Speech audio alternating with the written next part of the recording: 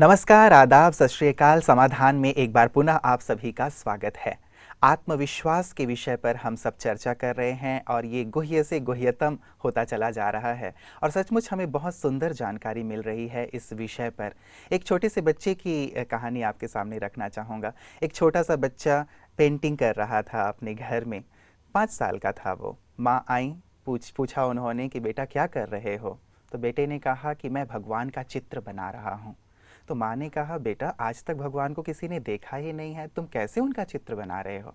तो बेटे ने तपाक से जवाब दिया, माँ अब जान जाएंगे लोग कि भगवान कैसे दिखते हैं। This is called self confidence. अपने ऊपर इतना विश्वास कि हम जो करेंगे निश्चित रूप से उसे दुनिया देखेगी, जानेगी, सीखेगी, समझेगी। यही विश्वास वास्तव में हमें सफलता की बुलंदियों तक ले चलता है। तो अपनी सफलता, अपने आत्मविश्वास को हम कैसे और भी आगे बढ़ाएं, उस विषय पर चर्चा के लिए पुनः हमारे साथ हैं आदरणीय राजयोगी सूर्य भाई जी। आइए उनका स्वागत करते हैं। भ्राता जी, अभिनंदन है आपका पुनः। Thank you very much. भ्राता जी, इस चर्चा को हम आगे बढ़ाना चाहेंगे। आत्मविश्वास पे बहुत सुंदर सुंदर बातें, टिप्स आपने हमारे युवाओं को दी हैं कि कैसे वो अपने आत्मविश्वास को बढ़ा सकते हैं। इसमें एडिशन आप और क्या करना चाहेंगे? देखिए, राजयोग भी इसमें बहुत अच्छी भूमिका निभाता है, परंतु मैं आम भाषा में कहूँगा भगवान में विश्वास जी। अभी चाहे वो नास्तिक हो या आस्तिक हो, मैंने ऐसे नास्तिक भी देखे जो भगवान को मानते हैं, बाहर से दिखाते हैं हम नास्तिक हैं। कुछ काम भगवान में विश्वास रख के भी बहुत अच्छी तरह से संपन्न किए जा सकते हैं जी। वास्तव में रहस्य यही है, फिलोसॉफी यही है, काम तो हमें ही करने हैं। काम करने में शक्तियां भी हमारी लगेंगी और योग्यताएं भी, टैलेंट्स भी हमारे यूज होंगे। लेकिन अगर हमें ये विश्वास है कि भगवान इस कार्य को जरूर सफल करेगा तो हमारा चित्त शांत हो जाता है। जी, जी। या हमें दूसरे शब्दों में ये विश्वास है भगवान हमारे साथ है। हम अपनी स्पिरिचुअल लैंग्वेज में कहते हैं वो 1000 भुजाओं सहित हमारे साथ है। तो ये सब विश्वास रखने से हमारा चित्त शांत होता है। मन में जो ऊहापोह, नेगेटिव पॉजिटिव द्वंद्व जो चलता है उससे हम ऊपर उठ जाते हैं। और जब मन शांत होता है तो बौद्धिक शक्ति परफेक्टली काम करने लगती है। ये रहस्य है बहुत सुंदर। तो मूल रूप से मन को शांत करना बहुत इम्पोर्टेंट चीज है। उसको पॉजिटिव करके बिल्कुल शांत कर देंगे तो न केवल हमारी सोई हुई शक्तियां जगेंगी, लेकिन बुद्धि में बहुत कुछ भरा हुआ है ना। देखिए, सूक्ष्म बात कह दूं फिलोसॉफी की, जन्म जन्म जो कुछ हमने पढ़ा है, मान लो 5000 साल से कोई डिविनिटी हमने देखी है, कभी हमारे पास सत्य विवेक रहा है, कभी हमारे पास शास्त्रों का संपूर्ण ज्ञान रहा है, किसी जन्म में मान लो इतिहास का संपूर्ण ज्ञान रहा है, किसी जन्म में फिजिक्स का संपूर्ण ज्ञान रहा है, किसी जन्म में हम बड़े परफेक्ट मैथमेटिशियन रहे हैं, वो सब हमारे ब्रेन में सूक्ष्म रूप में अभी भी अंकित है। तो जब चित्त शांत हो जाता है वो एक्टिव हो जाता है। तो इससे सफलता का द्वार बहुत अच्छा खुलता है। कई बार मान लो इंटरव्यू लिया जा रहा है और वो व्यक्ति बहुत कॉन्फिडेंट है, भगवान में विश्वास रखता है और उसने भगवान के विश्वास के द्वारा अपने चित्त को शांत कर लिया है, और उससे कोई ऐसा प्रश्न पूछ लिया गया जिसको उसने अब से 20 साल पहले तो पढ़ा था लेकिन बाद में नहीं पढ़ा, तो चित्त शांत होने से वो 20 साल पहले हुई पढ़ी बात तुरंत याद आ जाएगी और वो सफल हो जाएगा। तो भगवान में विश्वास रखना, इसका अर्थ लोग थोड़ा गलत भी समझते हैं। ये लोग तो भगवान के भरोसे जीते हैं, भाग्य के भरोसे जीते हैं। वो किसी ने कहा है, अजगर करे ना चाकरी, पंछी करे ना काम, दास मलुका कह गए सबके दाता। परंतु इसका अर्थ ये बिल्कुल नहीं कि हम एक्टिव ना हो, हम मेहनत न करें, हम अपने टैलेंट्स में वृद्धि न करें, हम कुछ नया न सीखें, भगवान सब कुछ कर देगा, ये नहीं। भगवान भी उनको साथ देगा जो स्वयं करेंगे। जैसे इंग्लिश में कहावत है ना, God helps them who helps themselves. तो वास्तव में जो हिम्मत रखते हैं, जो कुछ करते हैं, वही तो आगे बढ़ेंगे। देखिए, हम कोई एक व्यक्ति डूब रहा है, लेकिन वो डूब ही जाए तो कौन उसे बचाएगा, लेकिन उसने हाथ ऊपर किया हुआ है तो कोई उसका हाथ पकड़ेगा ना। मतलब अपनी तरफ से तैयारी पूरी हो, अपना तो प्रयास पूरा हो, मेहनत पूरी की जाए और साथ ही उस सर्वशक्तिवान परमात्मा पे विश्वास भी रखा जाए कि वो मेरे पिता हैं, मेरे साथ हैं, उनकी शक्तियां मेरे साथ तब हैं, मदद मिलेगी। जी जी। अगर कोई हिम्मत ही नहीं रखता, अगर कोई कुछ कर ही नहीं रहा है, तो उसे जान लेना चाहिए उसे भगवान की मदद नहीं मिलेगी। तो आत्मविश्वास के साथ परमात्मा में विश्वास, ये भी बहुत जरूरी चीज होती है। मुझे इसके बहुत अच्छे अनुभव हुए जीवन में। मैं कुछ सुना देता हूँ। देखिए, मैं उन लोगों के लिए भी कुछ कहना चाहूँगा आत्मविश्वास के संबंध में जो साधनाओं के मार्ग पर चल रहे हैं, चाहे वो संन्यास मार्ग पर हो, चाहे वो भक्ति में किसी मार्ग पर चल रहे हों, चाहे हमारे ब्रह्मा कुमारी में राजयोग का मार्ग, माया के 5 विकारों को जीतने का मार्ग, अपने को सर्वगुण संपन्न बनाने का मार्ग है। बहुत चीज़ें हम लोगों के पास हैं। इन सब में अत्यधिक आत्मविश्वास की जरूरत पड़ती है। संसार में सबसे कठिन काम अगर कोई हो सकता है तो 5 विकारों को जीतना। सेनाओं का युद्ध हो रहा है, सेनापति में बहुत आत्मविश्वास है, वो अपनी सेना में भी आत्मविश्वास भर चुका है कि जीत तुम्हारी होगी, मुझे बहुत बड़े ज्योतिषी ने बता दिया है, एक भविष्य दृष्टा ने बता दिया है जीत तुम्हारी होगी। तो आत्मविश्वास के बल पर वो जीत जाएंगे। तो ये जो हमारा साधनाओं का मार्ग है, ये सचमुच आत्मविश्वास की मांग कर रहा है। अनेक लोग साधनाओं के मार्ग में सफल न होके, निराश होके सब कुछ छोड़ बैठते हैं और छिन्न भिन्न हो जाते हैं। यही बात गीता में भी है। शायद 3रे अध्याय में अर्जुन पूछता है कि भगवान, वो व्यक्ति जो ज्ञान मार्ग पर चल रहा है, कहीं वो असफल होने पर बादलों की तरह छिन्न भिन्न होकर नष्ट तो नहीं हो जाता? उसका उत्तर बहुत अच्छा दिया है। तो इस फील्ड में बहुत आत्मविश्वास की जरूरत होती है। उसी संबंध में मैं अपने कुछ अनुभव रख देना चाहता हूँ जो साधकों के काम आएंगे। देखिए, सबसे पहली चीज जो मुझे प्राप्त हुई ईश्वरीय ज्ञान में वो थी मनन शक्ति। हमें, क्योंकि हम एक फिलोसॉफिकल मार्ग पर चल रहे हैं, गहन फिलोसॉफी हमारे पास है, ये स्पिरिचुअलिटी भी है, तो हमें गहन चिंतन की बहुत आवश्यकता होती है ताकि हमारे विचारों में महानता आ जाए, बहुत शुद्धि आ जाए, पॉजिटिविटी आ जाए। तो मैं योग की साधनाओं में इतना रम गया कि मैंने चिंतन छोड़ दिया। तो मुझे शिव बाबा के द्वारा बहुत अच्छी गाइडेंस मिली कि चिंतन करो। अभी चिंतन तो करना मैं भूल गया था, जैसे मेरी बुद्धि एकदम नील हो गई और मुझको कुछ नहीं आता है, मैं सब कुछ भूल गया हूँ, ऐसी निसंकल्प स्थिति हो गई। मतलब आप योग को ही ज्यादा इम्पोर्टेंस दिया करते थे, ज्ञान थोड़ा सा सेकेंडरी हो गया था। सेकेंडरी क्या, उसको इग्नोर ही कर दिया था जी।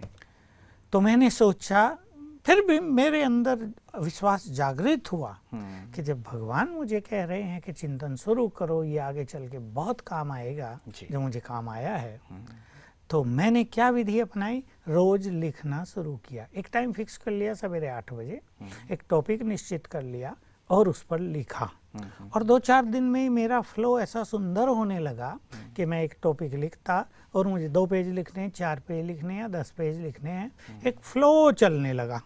और मुझे आत्मविश्वास बढ़ने लगा कि अब मैं सब कुछ चिंतन कर सकता हूँ। और ये काम मैंने 100 दिन तक लगातार किया, एक दिन भी मिस नहीं किया। इससे वो शक्ति विकसित हो गई जी। ऐसे ही साधनाओं के मार्ग पर प्रारंभ में राजयोग का चार्ट मैं अपना 8 घंटे से ज़्यादा रखना चाहता था, लेकिन आधे घंटे से लेके 1, 2, 3, 4, 5, फिर डाउन 4, 3, 2, 1। मुझे बड़ी निराशा हुई और एक बार ये हुआ, विश्वास बिल्कुल समाप्त हुआ कि शायद मैं ऐसा श्रेष्ठ योग का अभ्यास नहीं कर पाऊंगा। लेकिन फिर मुझे ईश्वरीय प्रेरणा हुई बहुत अच्छी और मैंने प्रारंभ किया। तो पहले दिन की सफलता ने मुझे इतना कॉन्फिडेंट कर दिया कि नहीं, मैं राजयोग के शिखर पर पहुंच सकता हूं और वो मुझे प्राप्त हो गया। देखिए, माया को जीतने का मार्ग है। मेरे अपने भी अनुभव, मैंने बहुत पहले ही अपने पास प्रतिज्ञा कर ली, ये बात अब से 40 साल पुरानी है सब। तो मुझे क्रोध को पूरी तरह जीतना है। किसी भी परिस्थिति में किसी का दुर्व्यवहार होने पर, कोई मेरी इंसल्ट कर दे, कोई मुझे बहुत बुरे बुरे वचन बोल दे, मेरी बात न माने, मैं क्रोध को बिल्कुल, मतलब उसका शमन करना चाहता हूँ। वो मेरे अंदर अंश मात्र भी उत्पन्न न हो।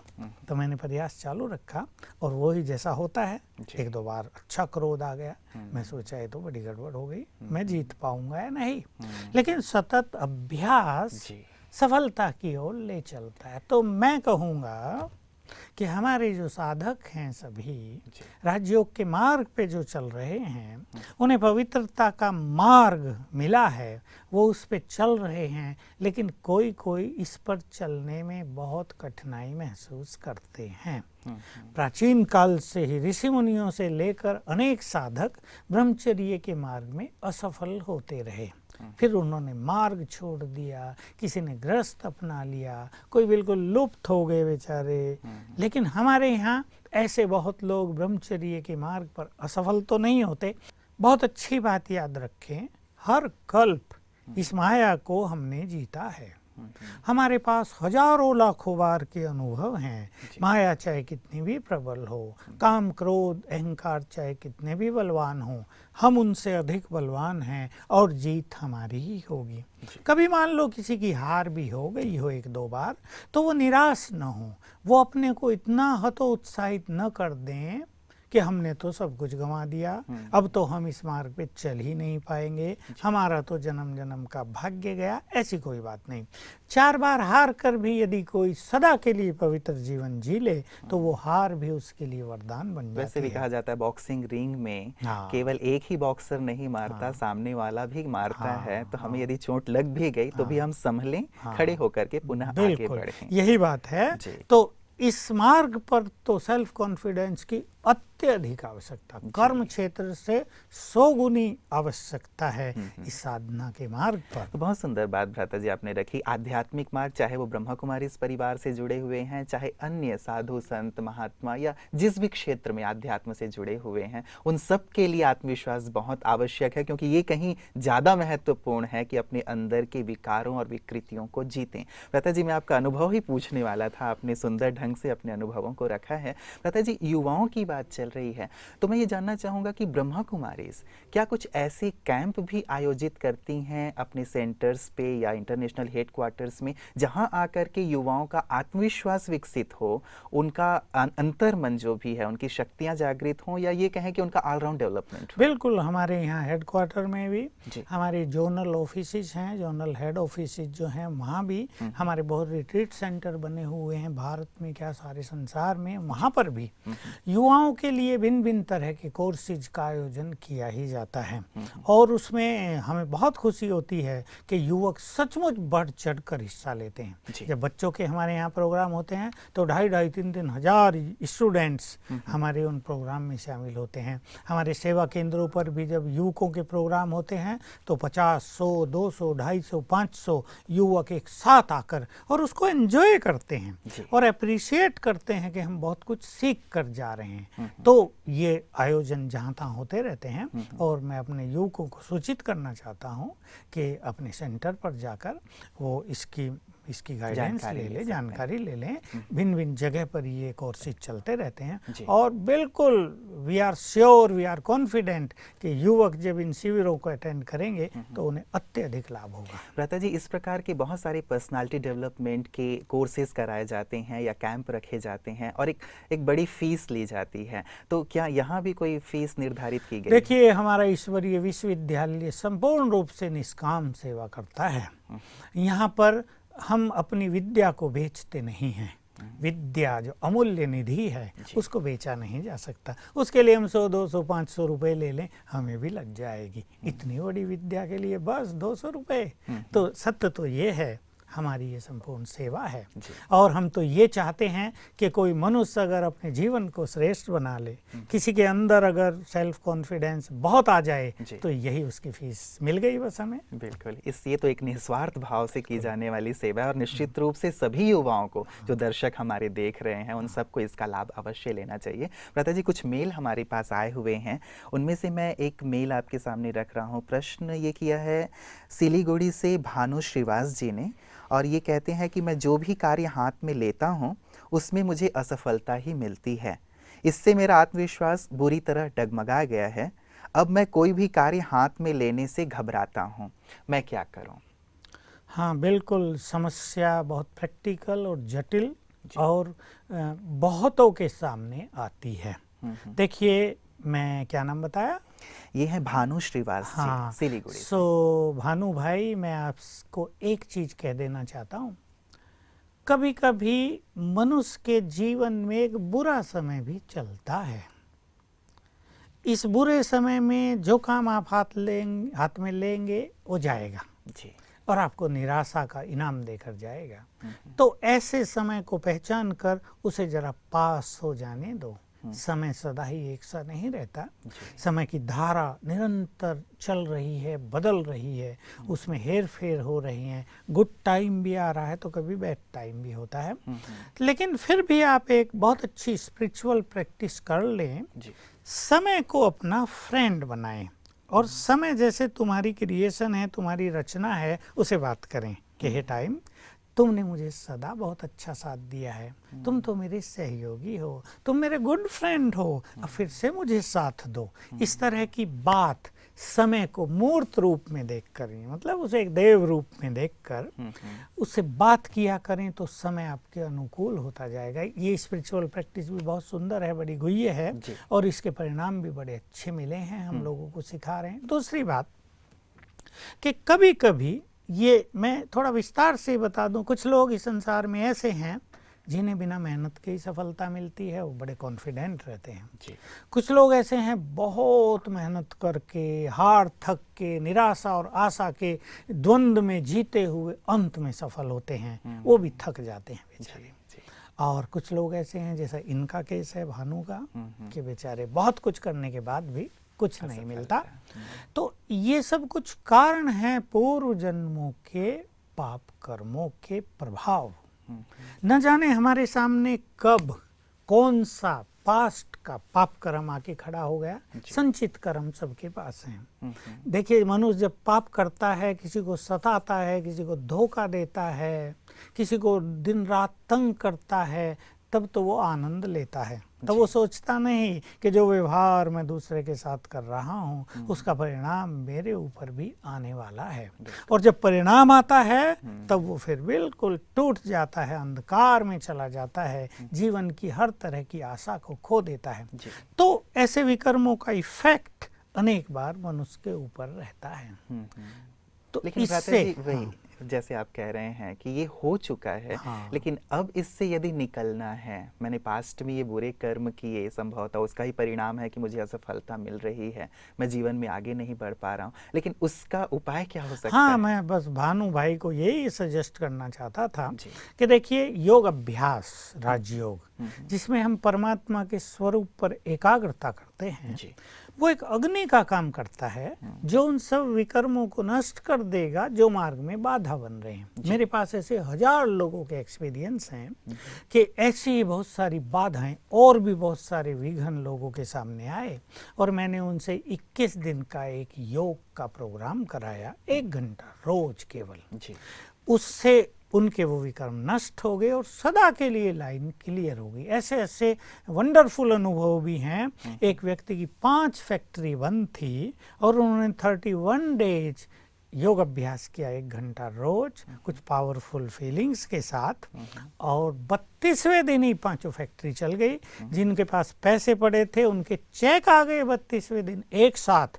तो ये योग इतना वंडरफुल प्रभाव रखता है कि इससे वो विकर्म नष्ट हो जाते हैं जो हमारा मार्ग रोक रहे हैं और क्लियर हो जाता है। तो ये योग वो कहाँ सीखे? अभी आपने जैसे जवाब दिया कि आपने योग सिखाया, लेकिन भानु भाई ये योग कहाँ सीखे? भानु भाई के शहर में अवश्य ही ब्रह्मा कुमारी सेवा केंद्र है और वो वहाँ कांटेक्ट करें और मात्र 7 दिन 1 घंटा रोज देंगे तो बहुत सारी जानकारी उसे हो जाएगी, उसके जीवन में खुशी लौट आएगी और ये जो श्राप उसको मिल गया है किसी भी कारण से विकर्मों का, ये श्राप वरदान में बदल ये बहुत बड़ी समस्या उनके बहुत जीवन की बड़ी है, निश्चित रूप से वो समाप्त ये तो सचमुच ऐसी समस्या है कि युवकों को तोड़ डालती है और 21 दिन में इससे पार निकला जा सकता है। बहुत सुंदर।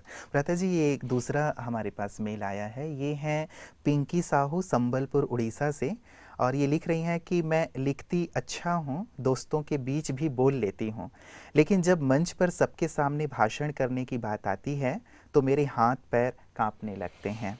मैं कैसे स्वयं में विश्वास जगाऊं? हाँ, देखिए इसको स्टेज फियर कहते हैं जी। और इस स्टेज फियर से हम सब गुजरे हैं। बिल्कुल। हमें भी शुरू में सिखाया गया स्टेज पर बोलना, एक टॉपिक दिया गया और हमें भी 10-10 मिनट का टाइम दिया गया। पहले दिन तो भूल गए जो कुछ सोच कर गए थे, फिर थोड़ा थोड़ा लोगों ने जो सामने बैठे थे जरा प्रोत्साहित किया तो थोड़ा थोड़ा बोले, लेकिन ऐसी निराशा नहीं हुई, लगा कि बोल तो सकते हैं। दूसरे दिन फिर बहुत और अच्छा हो गया और तीसरे दिन बहुत अच्छा, और मुझे याद है कि मुझे 3 ही अवसर दिए गए थे और उसके बाद तो किसी अवसर की ज़रूरत नहीं पड़ी, वो स्टेज फियर समाप्त हो गया। मैं गीत भी गाता था, ऐसे ही पहली दूसरी तीसरी बार डर लगा, पता नहीं लोगों को कैसा लगेगा, हम गा पाएंगे या नहीं गा पाएंगे, हमारा गला कहीं बंद तो नहीं हो जाएगा टाइम पे, लेकिन वो सब भी हो गया। लिखने की बात मेरे साथ भी थी, मैंने भी लिखना शुरू किया, लेकिन मुझे इसमें पहले ही दिन से सफलता मिली। तो मैं पिंकी को कहूँगा कि वो छोटे छोटे ग्रुप में बोलने का अभ्यास करें। जैसे हमारे यहाँ हम स्पिरिचुअल एग्जीबिशन लगाते हैं तो सब लोग एक एक चित्र पर ज्ञान समझाते हुए आगे बढ़ते हैं, तो उनको बोलने की आदत पड़ जाती है। फिर छोटी छोटी सभाएं, मान लो गांव में जाओ, माताओं के सामने बोलो, ग्रामीणों के सामने बोलो, और इसमें ये भी सिखाया जाता, जो हमें बताया गया था शुरू में, कि जो सामने तुम्हारे लोग बैठे हैं और तुम बोल रहे हैं तो उन्हें पत्थर की मूर्ति समझो। तो बात तो हंसी की है, पर जैसे मुझे बोलना पड़ा प्रोफेसर्स के बीच में बहुत साल पहले, सब बहुत सारे पीएचडी थे उनमें और अपने अपने फील्ड के एक्सपर्ट, लेकिन जब मैं उन्हें, पहले तो मुझे डर लग रहा था कि यार इतने बड़े लोग, 100-125 बैठे थे, कि इतने पढ़े लिखे लोगों के सामने मुझे बोलना है। लेकिन जब मैं उनके सामने गया और उनके चेहरे मैंने देखे तो मुझे आभास हुआ जो बात मैं उन्हें बताने जा रहा हूँ इसके बारे में तो वो संपूर्ण रूप से इग्नोरेंट हैं, दे नो नथिंग।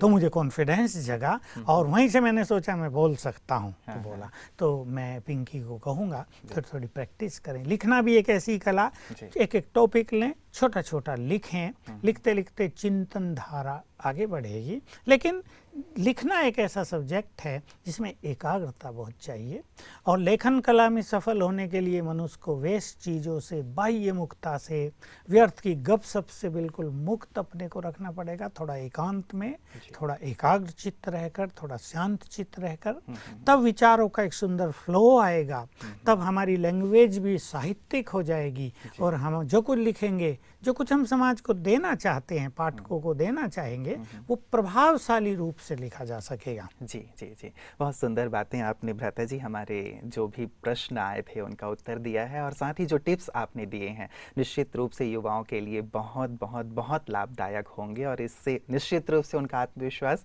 आकाश को छूने लगेगा। आपका बहुत बहुत उन तमाम युवाओं की तरफ से धन्यवाद। मित्रों, आपने देखा आत्मविश्वास पे कितनी गहन चर्चा आज हमारी हुई है। भ्राता जी ने बहुत सुंदर तरीके से बहुत सारी बातें हम सबके सम्मुख रखी हैं, उन्हें हमें अपने जीवन में अवश्य शामिल करना है।